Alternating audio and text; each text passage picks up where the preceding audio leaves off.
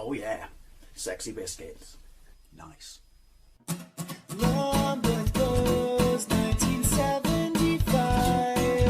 A YouTuber's on the rise. Reviewing games late at night and sometimes friends. But Long Boys 1975.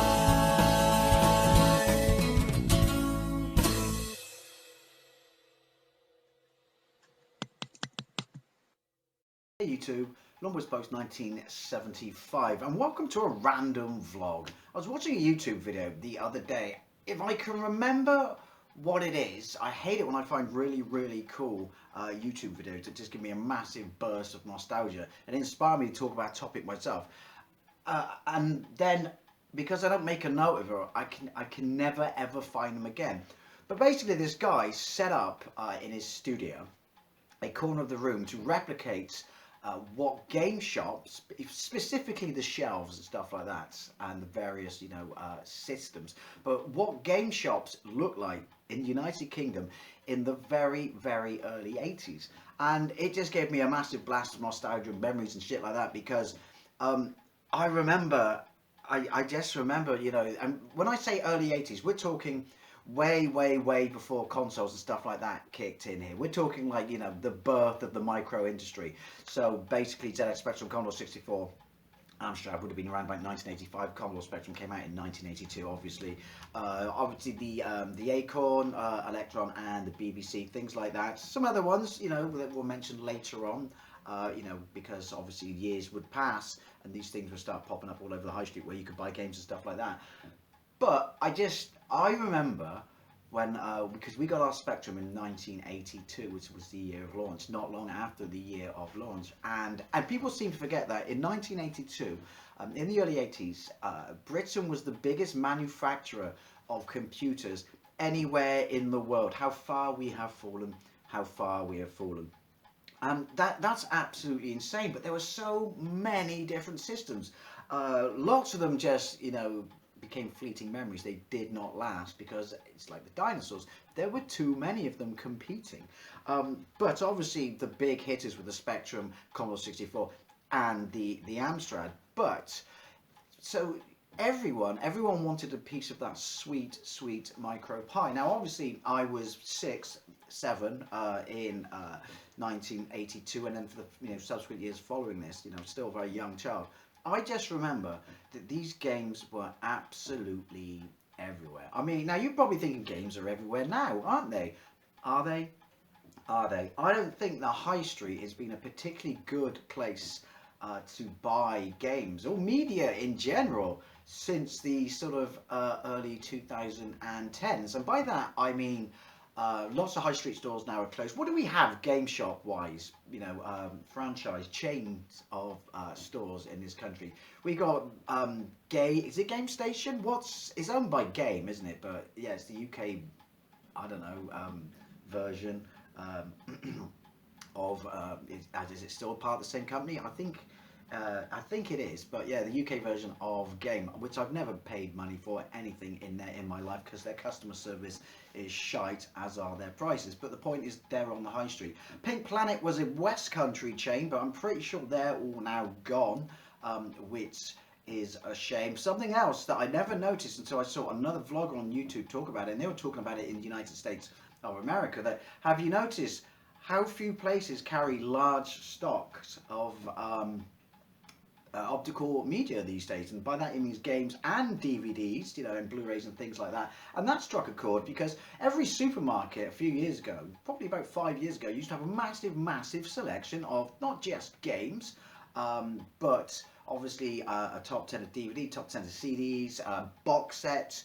And now if I look at all the ones around me, Tesco's, the Tesco's in Nelsey, which is a huge Tesco's, they had a tiny dinky little section, but now it's completely gone. They do not sell games and they do not sell DVDs or CDs, which to me was mind blowing when I saw it the other day. Same with not the same, but then you've got Sainsbury's, who used to have a massive. I used to love their game and DVD section, especially their box set section. That was absolutely fantastic. Now it is literally a couple of shelves in in the corner of where the magazines can be can be bought. Same goes for Asda, and not one of these places now actually carries consoles. But I bought my Wii U from a supermarket. You always used to be able to buy the new console. You could pre-order, the new consoles and pick them up on launch, obviously limited supplies and stuff like that, but you could get them from supermarkets. Unless it's just my neck of the woods and it's the West Country, you can no longer do that.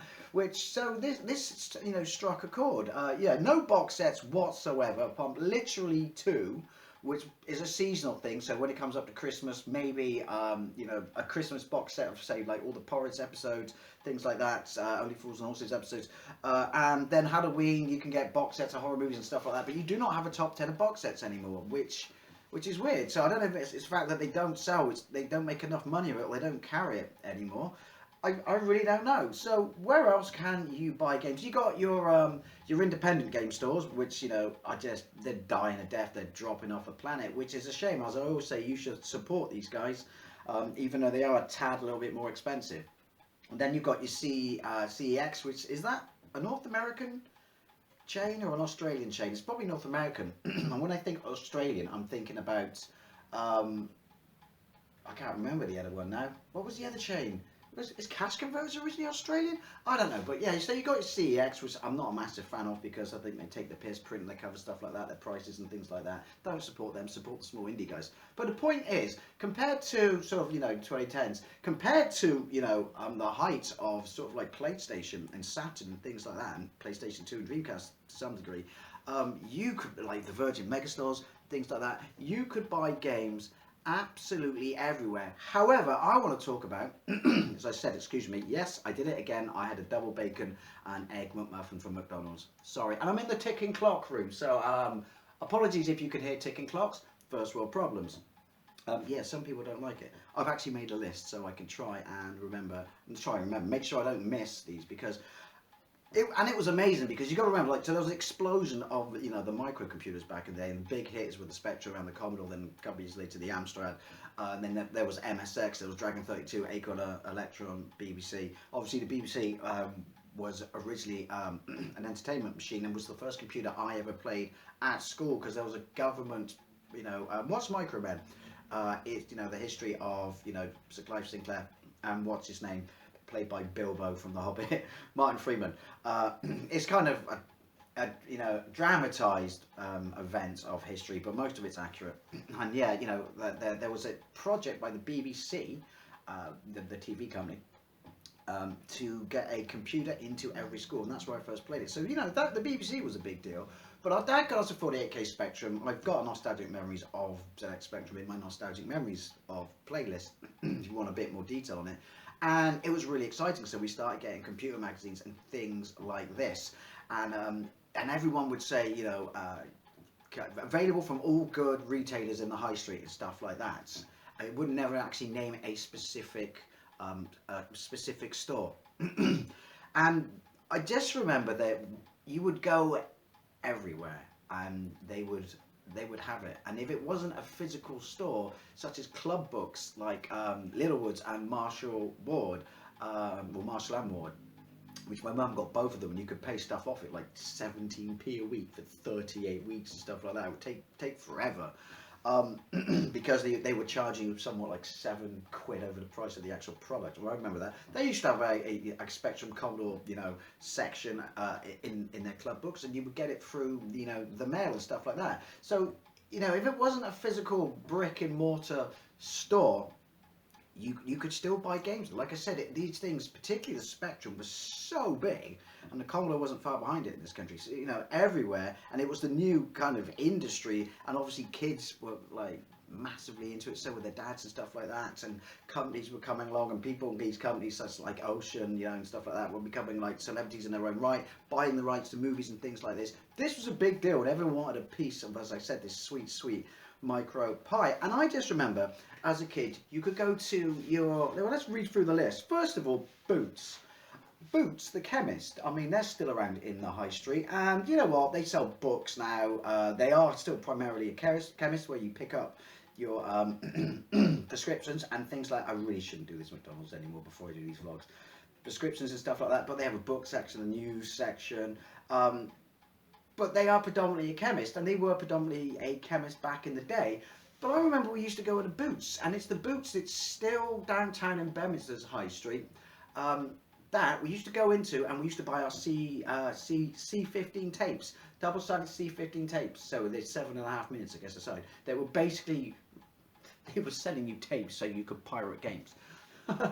Yeah, we used to buy them from Boots, packs of 5 and stuff like that. But they had Spectrum and Commodore games. Definitely remember Spectrum and Commodore, and then a little bit later Amstrad. But they were a chemist, but their video game section was utterly fantastic. It was huge. They had all the big companies: Ocean, Imagine, US Gold, Ultimate Play the Game, who were like, you know, whew, their big cardboard box stuff was expensive. And also things became far more accessible when Mastertronic kicked in the mid-80s. I want to say 1984 for Mastertronic, and it was the first official budget title, because games generally kicked in 1982. What, $5.95, $6.95, stuff like that. And then Mastertronic came along with that, you know, £2 label. Then they eventually got an extra label called Mad. Then Ricochet kicked in, Codemasters kicked in, which changed the market completely. That's when everyone started getting these games, because they had these budget mates. But I remember getting games for like birthday and Christmas. You know, I'm pretty sure we got I got Transformers on the ZX Spectrum from Boots. But yeah, it was an entire rack,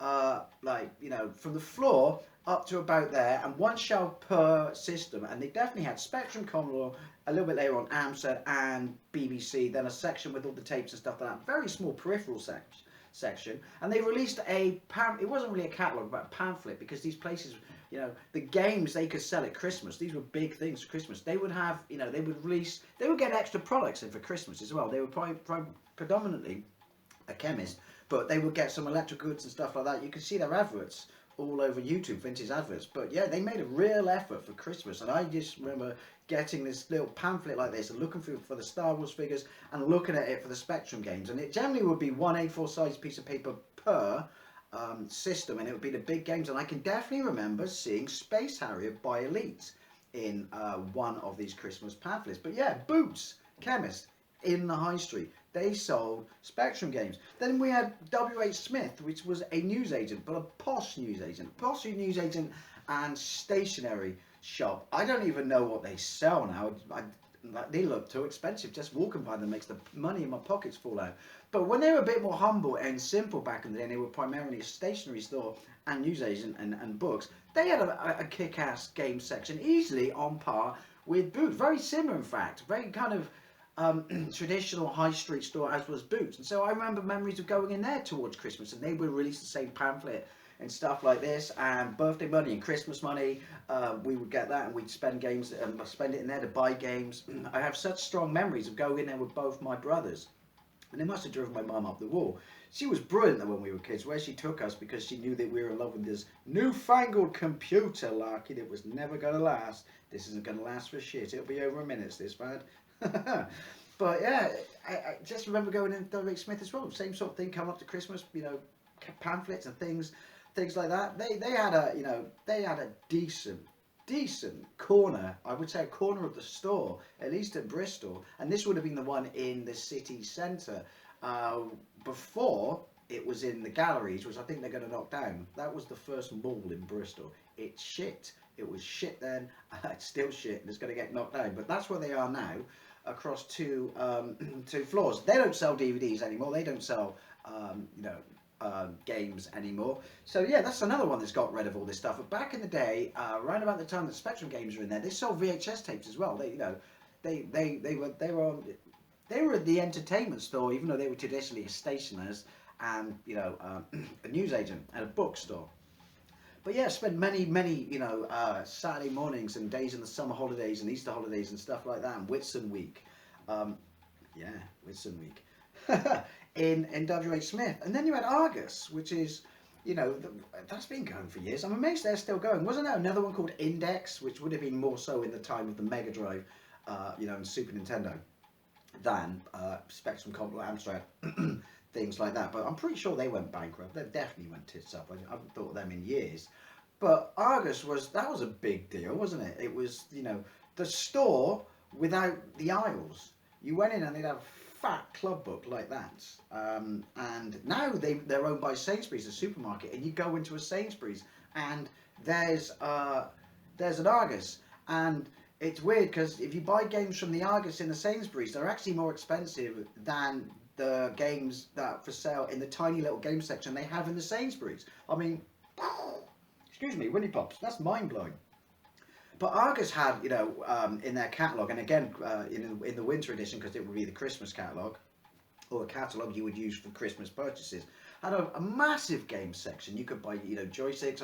I think we're pretty sure we got either a Cheetah 125 Plus, which was a shit one, or our Kempston Quickfire 2, which was the daddy from there. But yeah, they had a massive, section of games. But yeah, so that's another place in the high street. The high street was just on fire for these games. And it's funny because the video was, I gotta try and remember that, inspired this. They all look like that. That's why it made me remember these things. They all look like that. Shelf above shelf above shelf. Generally, each shelf would be devoted to a system. It wouldn't be like blocks like that. It would literally be shelf, shelf, shelf, shelf, like that. And a little section for peripherals. And they sold systems. Yeah, you could buy Commodores. I remember you could buy a Toshiba. Who remembers that advert? Hello, Tosca, Toshiba.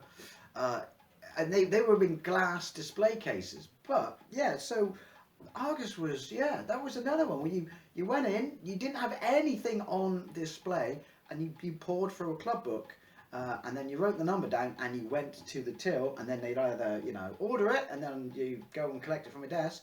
I'm explaining Argos in case all two of you from outside the United Kingdom who watch this wonder what the fucking Argos store is. So much better now. You key in the number and it tells you outright, we haven't got it. Because back then you had to write it down and then go up to the till where you would pay, and they'd see if they got it on their computer, and then you pay for it. Then you get another ticket, excuse me, itchy eyeball, and then go and wait for your number to come up, and then you would collect your product. So we got games from there. And then it's and the supermarkets as well. The supermarkets all sold games. I do remember that. I do remember going to Asda in Whitchurch. Again, these places mean nothing to any of you, I am aware, that unless you're from Bristol, which a few of you are, so yeah. That's what, because the one in Bermondsey didn't open until 1992, and obviously Spectrum and shit was just completely gone by then, even though the last official game, Nigel Mansell's Grand Prix, was released in 1992. But remember going to Whitchurch, Asda, and my brother bought Firebirds Don't Buy This. Brilliant marketing, because they said on the box every game in there is shit. They literally had a very, very small section, almost a booth, and then again, but it was all shelves. Pretty sure you could buy machines from them as well. Then this would have been like 1980. It was probably 1983, because I can remember Return of the Jedi figures being on the shelves and stuff like that, and He-Man. My brother Jason bought Jet Set Willy from them. And what did I get? I can't remember. Shit. So my brother got Don't Buy This. Jason, well, I may be crossing memories, because it was Don't Buy This out at the same time as Jet Set Willy was, although Jet Set Willy may have been out for a while at this point. I can't remember what I think I got Dynamite Dan. I think he took that guy's wallet. Yeah, I'm pretty sure I got Dynamite Dan, because I bought Dynamite Dan definitely from a supermarket. We only ever went to Asda as kids. My mum only ever shopped at Asda because it was cheaper than the supermarkets. But I'm pretty sure, because in the box of tapes we've got knocking around in an attic, there are tapes in there we acquired from other people that have Tesco's on it. So yeah, supermarkets definitely did it. But the point is, we're only just 10 minutes in, and look how many places there are that you could buy games then, because obviously it was, I mean, you'd think consoles are, popular now and shit, but look, you can't buy games bloody anywhere. Or if you go into supermarkets now, they have a tiny, tiny section. But look how many fucking places in the early 80s sold, games for these systems. And they did. When it got a little bit later on, I do remember, well, hang on, we'll get to that, because that'll be independent stores, because they were fucking amazing back then. But yeah, then we used to go on holiday to places like Westford Home and Blue Anchor and Minehead, as I've mentioned many, many times about those awesome arcades where, my nostalgia comes from for the arcades. But there was a place called Scudder's Emporium in Biddyford, which was down the road from Westford Home. That's the greatest name ever. And it was an antique/junk store. And they had like trays and trays of second-hand tapes. I guess they did house clearances. So we could pick up games in there that were kind of new, well, not new, but they would have, but not been on budget. Because let's be honest, before when Mastertronic came out and Codemasters, it was all their own games. Old, retail games weren't being reduced in price and stuff like that. So like, Kicks re-releasing Ultimate Play the Game and US Gold games and stuff like that. So that was another great way, and it was great fun. My dad would go in there looking at antiques when we were on holiday, so clocks and things like that. Maybe that's where all this shit, came from or inherited. And yeah, we would rummage around in the toy boxes of toys and shit like that. Chips, dinky toys and things like that. Which you should have fucking bought back then because they were worth a fortune now. And Matchbox and corgis and things like that. But trays of tapes. There was another junk store over the road and up the hill a little bit that just had boxes of stuff because it knew. Because they just sold more sort of modern traditional junk store. It had electronic stuff and things like that when everything didn't have to be pack tested because we weren't all a bunch of pussies in Sue Happy in the 80s. And they had trays of games in the window, and it was across all formats as well. So again, it would have been house clearances because people didn't generally take shit in then. They would clear houses. And so you could buy it in junk stores, again in the high streets. Are junk stores even knocking around? I haven't seen a bric-a-brac or junk store in years because they're not really the same as cash converters or porn. I said porn stores, are they? And then you had the department stores because you had John Lewis, and they would be selling stuff above the recommended retail price, but they would have Commodore Spectrum, Amstrad, BBC games in there, and they would sell the hardware as well. They would always, because they were a department store, and they would have a level for electronics and things like that, and home entertainment, so TVs, hi-fis, music equipment, as in like pianos and shit, organs, I should say, keyboards. They'd have shit like that. So they would have a pretty big, decent gaming section. So I remember, and coming up to Christmas in those places where we would always go down. My mum would always take us downtown, and we would wander around the department stores, looking for stuff. And it would be like, I want that from Santa, because we were still stupid. I mean, unless you're young and you're watching this, he's real, honestly.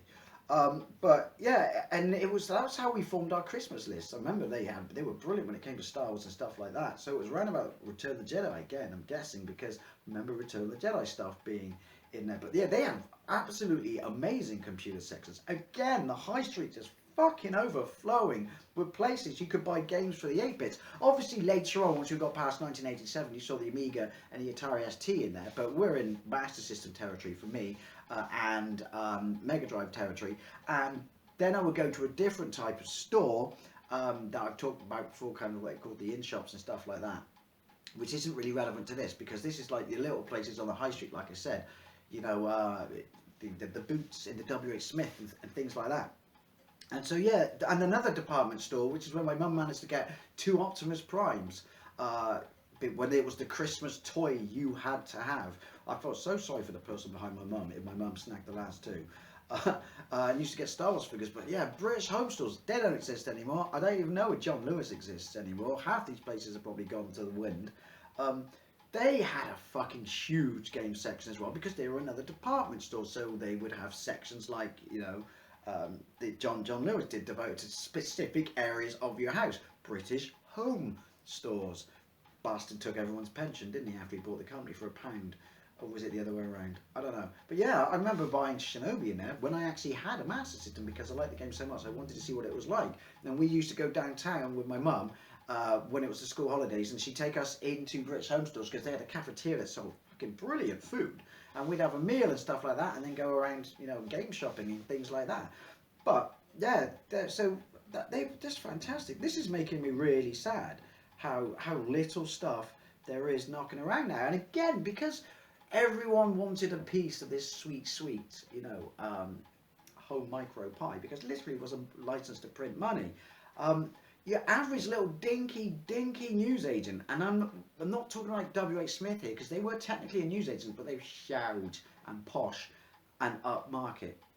They but like literally we're talking the size of like 4 garden sheds. When you literally went into like a wooden shack, like a holiday camp or something like that, or an extreme, the ones I mean, like you get extremely small stores on the high street that just sold nothing but basically cold drinks, crisps, chocolate, and newspapers and magazines. But they would have, because I remember we used to go to the Nelsy every Saturday afternoon, like when we were really, really young, because it was an easy way for mum to entertain us and also go to a place that sold games without having to go all the way downtown, because Nelsy was just down the road then. And yeah, there was this one like pokey little newsagent, and I don't know if the guy who owned it, I don't know if the guy who owned it had a Spectrum or that was his love, because he had a very small section of games. Literally on the top of the shelf, there was the divide, newspapers on this side, magazines here on this side of the divide, and that makes sense. Then this side of the divide, crisps, chocolate, counter where you could pay for it at the end, and on the top he had boxes and boxes and boxes, and they were new because they were, gets me every time, they were new because they were all sealed. But he had a whole bunch of budget games, and I bought loads there. I used to get 2000 AD. This is when I first started reading 2000 AD, so this would have been around about 1985, I believe. But yeah, I used to buy a bunch of budget games there, stuff like that. And then he'd have a second box. They had EastEnders there. That was never gone. That was there, sealed. I mean, the game is fucking awful, much like the show it's based on. Burn. No, it's fucking awful. If you like it, sorry, it's fucking awful. And then these they were Tupperware boxes basically. They were Tupperware boxes. And the second one had more expensive games, your full price games, 79. It didn't have any big box, ultimate play the game games, because what were they, 15 quid, 14 quid? They were really expensive. The reason that they were priced that high because they were like premium, but also, wasn't it, the idea would be you wouldn't pirate it if you paid that much money for it. I would have thought that would make it more pirated, but I don't know. Didn't have any of those, but I remember I bought Revolution in there. Who remembers Revolution? By the people, but it wasn't released by them, because at this point they were producing games and being released from someone else. But it was the people who made it, the people who made Tornado Low Level, Cyclone, Alien Highway, Highway Encounter, Android 2, and stuff like that. But I remember definitely buying Revolution in there. But the thing is, I wanted to do this video was ever since I saw that video and he showed it, and I saw the stacking of shelves like this, each being devoted to a different brand. There's one more I want to talk about. It just made me suddenly realise, like, games were absolutely everywhere. Then absolutely everywhere. And the final one I want to talk about was the independent game stores, which I would have thought was either probably easier to do then, less of a risk than it certainly would be now, or was, in the sort of early 2000s, because again, Sony machines, and it's the big new wonderful thing. Everyone's buying computer games, everyone's learning about them at school, got to get a piece of that pie. And there was one downtown in Bedminster called Pasonic Computers, and it was it's a kebab shop now, which is quite sad really. And they were brilliant, because then you would realise that there were other systems out there. Dragon 32. That's when I saw MSX games. And was like, what the hell is an MSX? And they sold machines, they sold peripheral, they sold second-hand games that they openly admitted was second-hand, they sold new games, they did the entire brand of budget games right up to, your big box stuff, like I said, like your Ultimate Play the games. Pretty sure that's where I first saw Night Law. And yeah, that was like I felt like I was home. I was a kid, but I felt like I was home. And it had a very library smell, or that might have been damp, because it's the early 80s. But yeah, but when you went to these places and the entire, now, like, I talk about the selections in Boot and WH Smith being, impressive. But when you went into a store, especially as a young kid, especially under the age of 10, and everything, every possible space in this store was devoted to games, a massive section for your system, the Spectrum, but not just that, because we would still look at the other ones, a little bit of jealousy, but we never met anyone, and we'd still fight, vehemently in the playground wars. But I would look at the Commodore stuff, I would look at the Amstrad stuff. Like I said, MSX, Dragon 32, what are these witchcraft-based machines? That was really special, and having TVs set up behind the counter, showing games from other systems. Mind-blowing. And then my mum found out about this store in Bath through word of mouth that kids told us about at primary school. You must go to, I want to say it was called Micro Mega, and it was huge drive then, huge drive. And she had to drive all the way to Bath so me and my twin brother, could spend our birthday money in a store that kids at school, she found out where it was, you know, A to Z dimes back then, asking mothers at school after their kids had talked about how amazing it was. They might have been lying, and they might have made it up. Find out where it was, get the A to Z out, drive there, me and Ian, spend our birthday money. But this was a huge, I say huge, it's probably the size of this front room, which means nothing to you. But it's not massive, but it's reasonable. But for a dedicated game store, that was fantastic, and that was brilliant. And they had one whole wall, none of this stacking shelf shit. One whole wall devoted to ZX Spectrum games, and I bought Halls of the Things in there. What a waste that was then. Yeah, so the independent game stores was just, they were amazing. Those were the only two, Sonic Computers and Micro Mega in Bath. But the thing is, right, if you think about how few places sell shit like this now, and I'm talking, forget your cash converters and forget your CXs, we're talking new games here. I mean, I know I talked about junk stores in this, but we're talking new games, right? Where is it? Some supermarkets, if you're lucky, and they're tiny selections. And what? Game Station? Who else? It's basically, I mean, oh, His Master's Voice. Forgot about them. They sell games as a kid.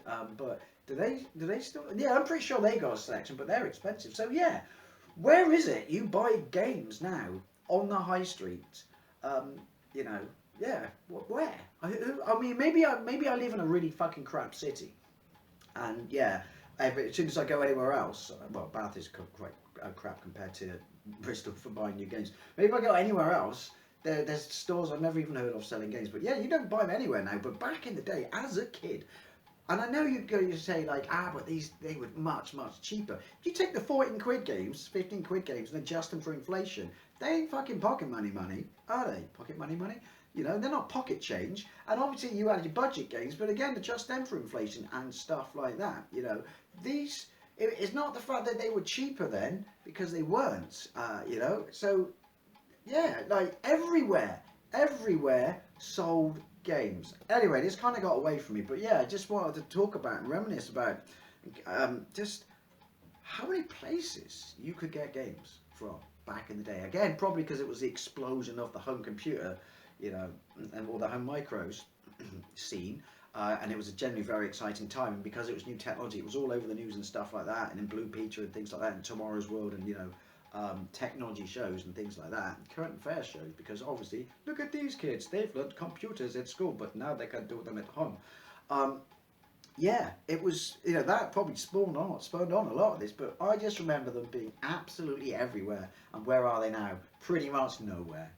Anyway, as always, I'd love to know what you think, especially if you're a similar age to me or generation, and where did you get them from as a kid? Thank you very much for watching. I'll see you later.